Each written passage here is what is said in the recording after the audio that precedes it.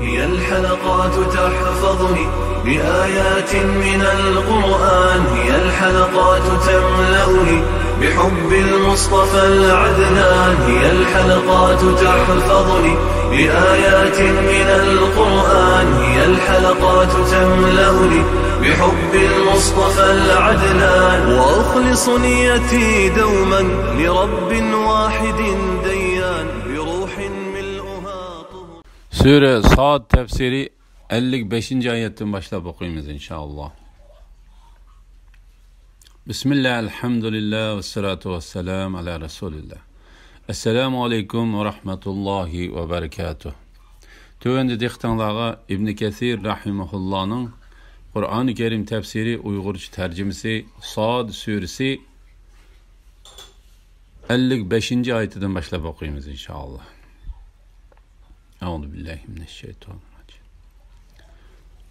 Bu hakikattir. Kafirlarning ahiretde bo'ladigan joyi hakikaten en yaman joydir. U cehennemdir. Ular cehennemga kirdi. U nima degan yaman joy? Bu köydirguchi qiziq suvdir. Qon yiringdir. Ular buni tetsin. Yana ularga mush xildagi boshqa turlik azoblar bor. Әгеш күчілер білән дозақ кірген чағда, әгеш түргічілерге әйтіледі. Бұ жамаа сілер білән бірге кіргічідір, әгеш түргічілер әйтеді. Ular qarşı ilinmaydı. Ular çoxum bizge oxşaş azabını tetigücüdür. Әгеш күчілер әйтеді. Belki sile qarşı ilinmaysılar. Sizler azabını bizge elip geldinler. Yani bizni azdırıp dövzak kirişimizge sebepçi boldunlar. Bu nimi degen yaman joy? Ular yani ergeç kişiler Rabbimiz bizge bu azabını elip kelgen adamge dövzak azabını iki hisse ziyade kıygın deydi.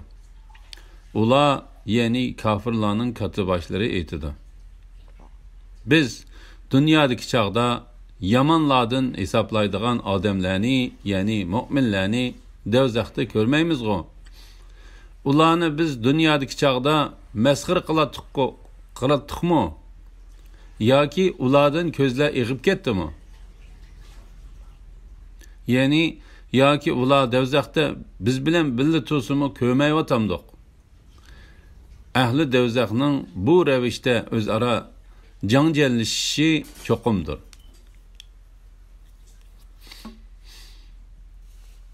Baxtsizlarning oqibati to'g'risida Alloh taolo saodatmand kishilarning oqibatini bayon qilish bilan birga uning oqidanla baxtsizlarning qiyomat va hisob kunidagi holi, ularning oxiri qaytadigan joyi va oqibati haqida bayon qilib mundoq deydi. Bu haqiqatdir. Kafirlarning oxiratda bo'ladigan joyi hakikaten en yaman joydir. Yani ular Allah Teala'nın itaatinden çıkan peygamberlerine karşılık kılganlardır. Andın Allah Teala o joyni izohlab mundaq dedi. O cehennemdir. Ular cehennemge kirdi. Ular cehennemge kirgende cehennem ularning bütün etrafıdan o'rib oladi. O nima degan yaman joy? Bu köydirguchi qiziq suvdir. Qon yeringdir. Ular buni tetsin. Bu köydirguchi suv eng chekiga yetgan qaynoq suvdir. Ammo bu qon yering bo'lsa, dal uning aksichi bo'lib, so'g'uqligidan ish kuchiga bardoshlik berilmagidek darajada azob elib keladigan qon yeringdir. La ilahe illallah Muhammed Resulullah. Yana ularga mush xildagi boshqa turlik azoblar bor. Yani ular bir turlik azob bilan va uning dal aksida bo'lgan boshqa bir turlik azob bilan azoblanadi. Hasan Basri Alloh taolaning yana ularga mush xildagi boshqa turlik azoblar bor degan oyatiga xilma-xil azoblar bor deb ma'no berdi. Boshqalar bu azoblar qattiq so'g'uq, zahar, qaynoq suv ichish, zaqqum darxidan yeyish, toq chiqish va tushishlarga o'xshagan bir-biriga qarama-qarshi bo'lgan va hammasida odamlar azoblanadigan va xorlanadigan turli azoblardir dedi. La ilaha illalloh Muhammadur Rasululloh. Devzaq ahlining munozirasi to'g'risida. Agash kuchilari bilan devzaqqa kirgan chaqda agash turguchilarga aytiladi. Bu jamoa sizlar bilan birga kirguchidir. Agash turguchilar aytadi. Ular qarshi ilinmaydi. Ular cho'qim bizga o'xshash azobni tetig'ichidir. Bu Alloh taolaning dozaq ahlining bir-biriga degan so'zidan qilgan xabaridir. Alloh taolo bu vaqtda mundaq deydi. Har qachon bir ummat dozaqqa kirdikan, u o'zidan ilgirki ummatga uningga agishib gumroh bo'lganligi uchun la'nat o'qiydi. Ya'ni bir-biriga salom berishning o'rniga la'nat o'qishidi. Bir-birini inkor qilishidi. Ba'zilari yana ba'zilarini kafir deyishidi. Kuchlik va qattiq qo'l zabonilardan tarkib topgan dozaqqa muakkal farishtalarning yollishi bilan yangi bir jamoa dozaqqa kirib kelganda ulardan burun kirganlar aytadi. Bu jamoa, ya'ni dozaqqa kirib kelayotganlar sizlar bilan birga kirguchidir. Agash turguchilar aytadi. Ular qarshi ilinmaydi. Ular cho'qim bizga o'xshash azobni tetig'ichidir. Chunki ular haqiqatan jahannam ahlidir. Agash kuchlar aytadi. Balki sizlar qarshi ilinmaysizlar. Ya'ni yangi kirganlar ilgarikilarga aytadi. Balki sizlar qarshi ilinmaysizlar. Azobni bizga elib keldinglar. Ya'ni bizni ozdirib devzaqqa kirishimizga sababchi bo'ldinglar. Ya'ni sizlar bizni mushu joyga elib keladigan narsaga chaqirdinglar. Bu nima degan yomon joy? Ya'ni bu nima degan yomon qarorgoh? Ular, ya'ni agash kuchlar, Rabbimiz bizga bu azobni elib kelgan odamga devzaq azobini 2 asli ziyoda qilgin deydi. Bu vaqtda Alloh taolo mundaq deydi. Ularning ichidagi keyin kirganlar, ya'ni agash kuchlar, ilgari kelganlarga, ya'ni boshqalarga qaritib, ey Rabbimiz, bular bizni ozdirgan, ularga 2 asli dozaq azobi bergin deydi. Allah hammasiga 2 asli azob berildi, lekin sizlar azobning dahshatini bilmaysizlar deydi. Ya'ni her biringlar qilmishinglar qarta azobga duchor bo'lasizlar. Ular, ya'ni kafirlarning katibashlari aytadi. Biz dunyodagi chaqda yomonlarni hisoblaydigan odamlarni, ya'ni mu'minlarni dozaqda ko'rmaymiz-ku. Ularni biz dunyodagi chaqda masxir qilatdikmi? Yoki ulardan ko'zlar eg'ib ketdimi? Ya'ni yoki ular dozaqda biz bilan birga tursimi ko'rmayotamdik. Mana bu dozaqdagi kafirlarning holidir. Ularning qarishicha gumrohlikda deb e'tiqod qildigan odamlarni ular dozaqda ko'rolmaydi. Ular mu'minlarni gumrohlikda deb qaraydi. Kafirlar bizga nim bo'ldi? Ularni dozaqda biz bilan birga ko'rmaymiz-ku deydi.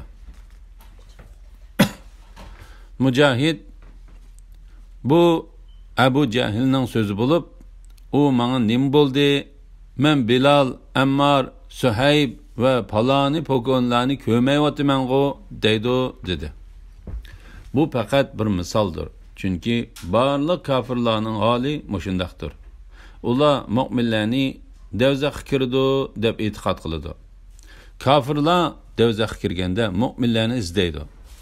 Ularni topolmagandan keyin Biz dünyadagi chaqda yamanlardan hesaplaydigan odamlarni, ya'ni mu'minlarni do'zaxda ko'rmaymiz-ku. Ularni biz dunyodagi chaqda masxir qilatdiqmi?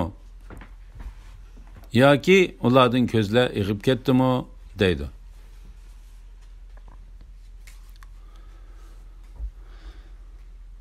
Kafirlar o'zlarini aldab,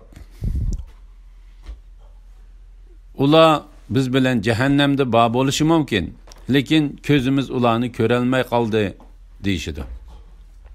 Shu vaqtda kafirlar mu'minlarning yuksak, oliy o'rinda turganligini biladi. Bu vaqtda Alloh taolo mundaq deydi: Ahli jannat, ahli do'zaxqa biz Rabbimiz bizga va'da qilgan narsani haq topdik. Sizlarmi Rabbinglar va'da qilgan narsani haq topdinglarmi? deb to'g'laydi. Ular ha deydi. Shuning bilan bir jakarchi ularning orasida mundaq deb jakarlaydi: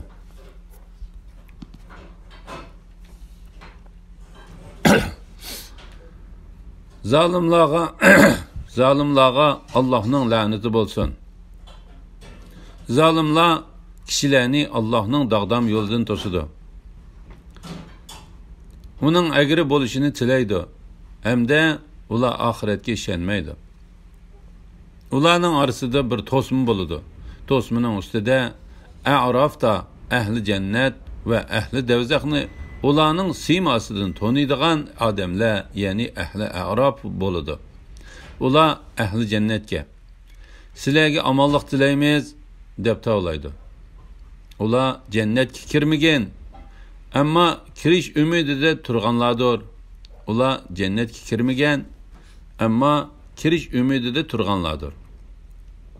Ularning ko'zlari ahli do'zax tarafga buralganda, ey Rabbimiz, bizni zolim qavm bilan birga qilmagin deydi.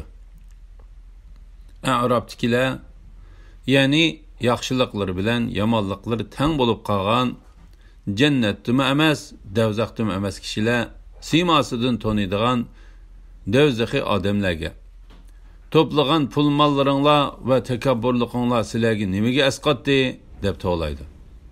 A'robdagilar do'zaxiylarga mu'minlarning fikrlarini ko'zitib turib, sizlar Allohning rahmatiga erishalmaydi deb qasam qilgan kishilar mushularmi? Mana bularga jannatga kiringlar, sizlarga kelgusidan g'am qilish, ketganga qayg'urish yo'qdir deyildi deydi. Ahli do'zaxning bu ravishda o'zaro janjallashishi cho'qimdir. Ya'ni ey Muhammad sallallohu alayhi vasallam, biz haqiqatan sana xabar qilgan do'zax ahlining bir-biri bilan janjallashishi, bir-biriga la'nat o'qishi qatorliq bu qilmishlari albatta haqdir. Uningda hech bir shak shubha yo'qdir. Ey Muhammad sallallohu alayhi vasallam, Makka kafirlariga aytqinki, men faqat bir ogohlantiruvchiman. G'olib bir Allohdan boshqa hech iloh yo'qdir. Bu Alloh osmonlarning, zaminning va ularning orasidagi shaylarning Rabbidir. G'olibdir. O'z xohlagan bandalarni nihoyat mag'firat qilguchidir. Ularga aytqinki, u, ya'ni Allohning birligiga da'vat qilguchi payg'ambar ekanligim cho'ng xabardir. Sizlar uningdan yuz o'riysizlar. Farishtalar Odam alayhisalom to'g'risida munozirlashayotgan chaqda men ularning ahvolini bilmaydim. Menga faqat vahiy qilindiki, men ro'shan bir ogohlantiruvchiman. Muhammad alayhisalomning payg'ambarligining cho'ng bir xabar ekanligi to'g'risida. Alloh taolo payg'ambari Muhammad alayhisalomni Alloh taologa kofir bo'lgan, payg'ambarlarni inkor qilgan mushriklarga mundaq deyishga buyurdi: Men faqat bir ogohlantiruvchiman, ya'ni sizlar o'ylagandek emasman. G'olib bir Allohdan boshqa hech iloh yo'qdir. Ya'ni u o'zi yolg'iz butkul shay'ini tizginlab turg'uchidir, g'olibdir. La ilaha illalloh Muhammad Rasululloh. u Allah osmonlarning, zaminning va ularning orasidagi shaylarning Rabbidir. Ya'ni Allah barliq narsalarning egisidir va uni boshqaruvchidir, g'olibdir. O'zi xohlagan bandalarni nihoyat mag'firat qilguchidir. Ya'ni Alloh taolo o'zining buyukligi va g'olibligi bilan xohlagan odamga nihoyat mag'firat qilguchidir. Ularga aytqinki, u ya'ni Allohning birligiga da'vat qilguvchi payg'ambar ekanligim cho'ng xabardir. Ya'ni Alloh taoloning meni sizlarga payg'ambar qilib avatishi cho'ng xabardir va katta ishdir. Sizlar uningdan yuz o'risizlar. Ya'ni uningdan g'aflatdisizlar. Farishtalar Odam alayhisalom to'g'risida munozirlashayotgan chaqda men ularning ahvolini bilmaydim. Ya'ni menga vahiy nozil bo'lmagan bo'lsa, farishtalarning Odam alayhisalom to'g'risida munozirlashganligi iblisning Odam alayhisalomga sajda qilishdan bosh tortganligi va o'zining Odam alayhisalomdan afzal ekanligi to'g'risida Robbi bilan davolashganligi qatorliq ishlarni men nadim bilatdim.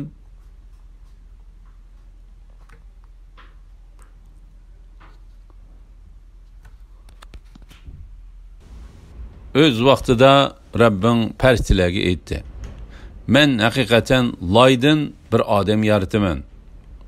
Uni men ravurus yaratgan, ya'ni uni yaratib suratga kirgizib, a'zolarini to'liq mukammal inson holatiga keltirgan va uningga jon kirgizgan vaqtimda uningga sajda qilinglar." Farishtalarning birimi qolmay hammasi Odam alayhisalomga sajda qildi. Faqat iblislar bo'yintovlik qildi. U kafirlardan bo'lib ketdi.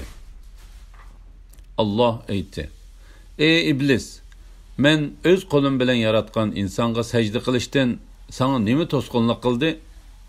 Uningga sajda qilmaslikning takabburlik qilganligingdanmi yoki yuqori martabadagilardan bo'lganligingdanmi?" Iblis: "Men uningdan ortiq, meni o'tdan yaratding, uni loydan yaratding" dedi. Allah: "Sen cennettin yo'qol. Sen hakikaten qo'g'landi bo'lding. Sana hakikaten qiyomatgacha mening la'natim bo'lsin" dedi. İblis: "Xaloyiq terildirildigan kun, ya'ni qiyomatgacha muhlat bersang, ya'ni meni hayot qoldirsang" dedi. Allah: "Jazman sana ma'lum vaqtgacha muhlat berildi" dedi. İblis aytdi: "İzzeting bilan qasamki, ularning hammasini cho'qim ozdiraman. Ulardan faqat tanlangan bandalaringlar buningdan mustasno. Ya'ni ularni ozdira olmayman." Allah aytdi: "Mening so'zim haqdir. Men haqni so'zlayman. Sen bilan va ulardan sana ergashganlarning hammasi bilan cho'qim jahannamni to'shqizaman." Adem alayhissalom bilan iblisning qissasi to'g'risida. Allah bu qissani Baqara, A'rof, Hijr, Isro, Kahf suralarida va bu sura Sodda bayon qildi. Uning mazmuni Allah Taala Adem alayhissalomni yaratishdan burun farishtalarga o'zining haqiqatan cheksiz jiringligidek quriltilgan qarilaydan inson yaratadiganligini uqtirdi.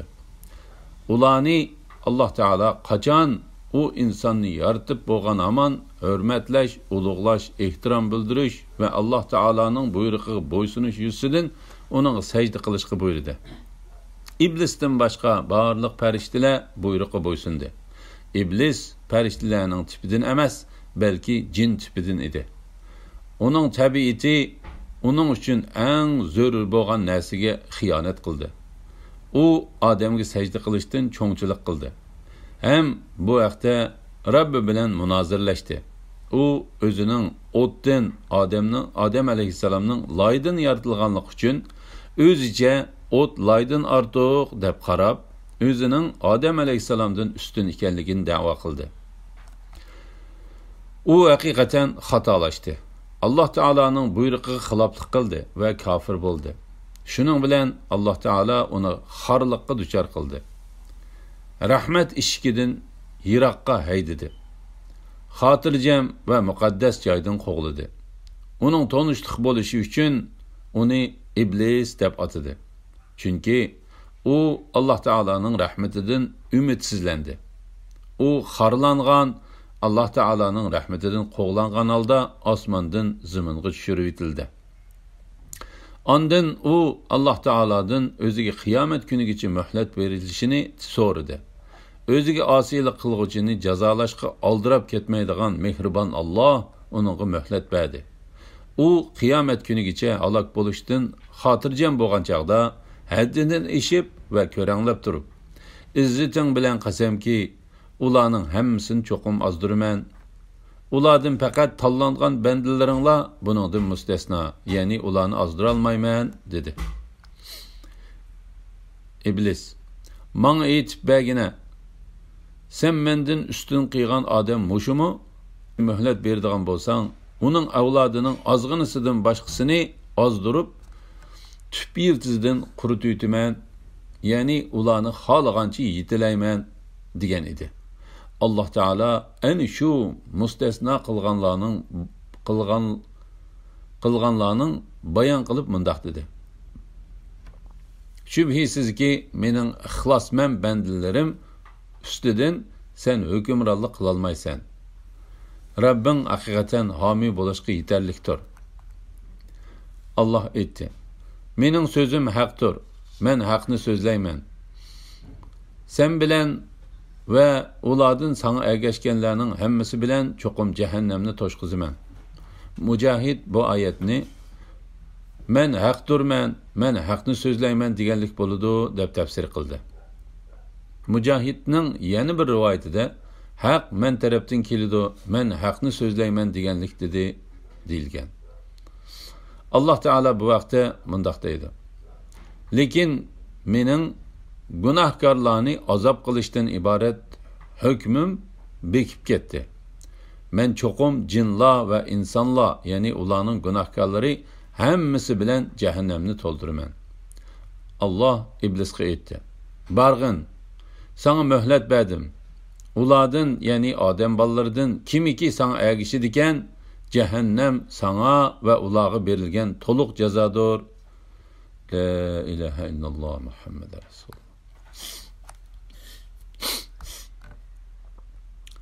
Aytqinki, Alloh tarafidan kelgan vahiyni tabliğ qilganligimga sizlardan hech haq talab qilmayman. Men Qur'onni iftiro qilguvchilardan, ya'ni yolg'ondan to'qig'uvchilardan emasman. Qur'on faqat jahon ahli uchun va'zi nasihatdir. Bir muddatdan keyin uning rostligini cho'qim bilasizlar.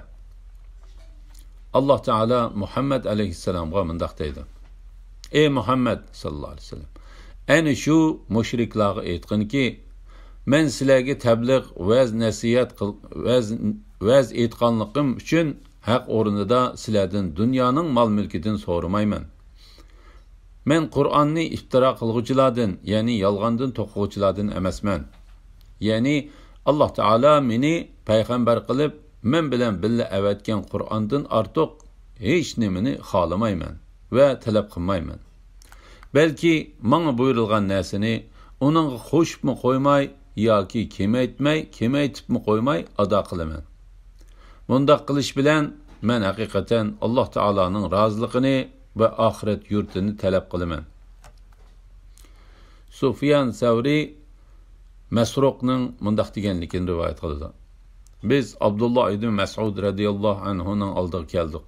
U mundaq dedi: Ey xaloyiq, kimki biror shay'ini bilsa, uni desin.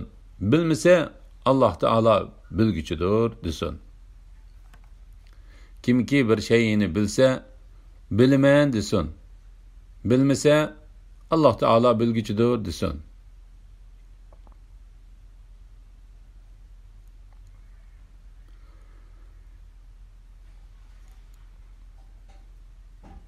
Haqiqatan bir odamning o'zi bilmagan narsani Alloh taolo bilguchidir deyishining o'zila bilim hisoblanadi.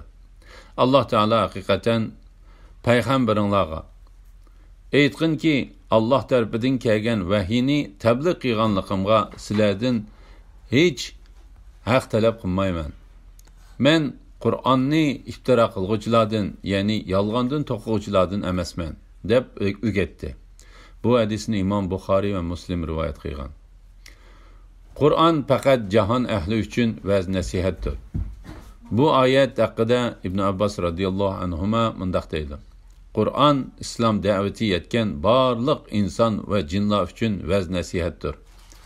Bu oyat karim Allah Teala'nın tövendeki ayetleri bilen mezmun cihetten okşaştır.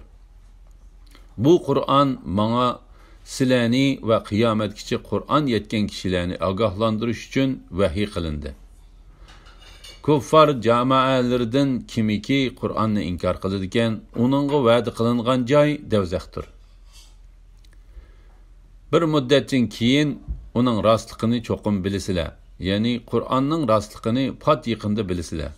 Qatada bu ayetning ma'nosi o'lgandan keyin bilsizlar deganlik bo'ladi dedi. Ikrima ya'ni qiyomat kuni bilsizlar deganlik bo'ladi dedi. Bu ikki so'zning orasida qarama-qarshilik yo'q. Chunki o'lgan kishi qiyomat kunining hukmiga kirdi. Alhamdulillah, shuning bilan sura Sodning tafsiri tugadi. Jami hamd sana va madhiya Alloh taolo xosdir. Pak ve yüksek Allah Teala hemmini bilgüçüdür. Kelar qitimda Sura Zumur tafsiridan 1-ayetten başlap okuyamiz inşallah. Ve sallallahu ala Muhammed ve ala alihi ve sahbihi ecmaîn. Esselamu aleyküm ve rahmetullahi ve berekatuhu.